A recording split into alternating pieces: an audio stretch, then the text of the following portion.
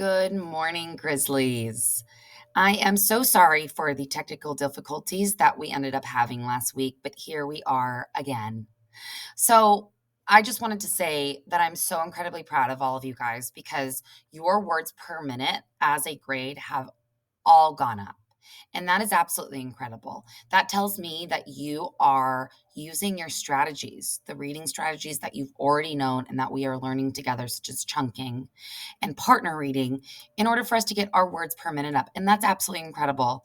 Congratulations. So proud of you guys. And I look forward to seeing you guys use more of these strategies to get those words per minute up even more. So, this week, our learning strategy our reading strategy is predicting. Now, you've probably all heard of predicting, but are we using it while reading? Now, predicting is an essential reading strategy.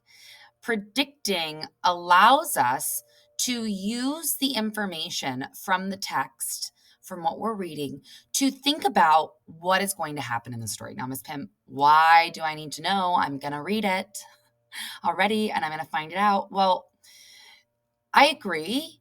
You will find it out. But when we're making these predictions, we get to envision, meaning we get to think about what is going to come next based on our own prior knowledge. So, this is going to help us think about questions that we have of what's going to come about the story. So, my knowledge is going to be different than your prior knowledge. It's going to be different than your partner and your teacher's prior knowledge. So, this helps us actively engage our brain into what we're reading and help us make connections, which help us ultimately understand the story better, right? And we get to connect to what we're reading and interact with our what we're reading, which helps us remember.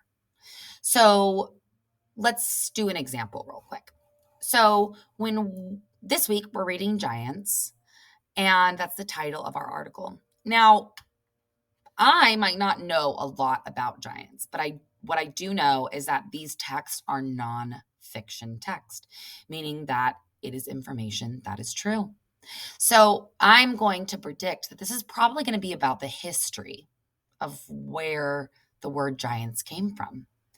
Now, that guess or that prediction might be right and it might be wrong, but at least while I'm reading, I can continue to think about that prediction and grow with that prediction while I'm reading.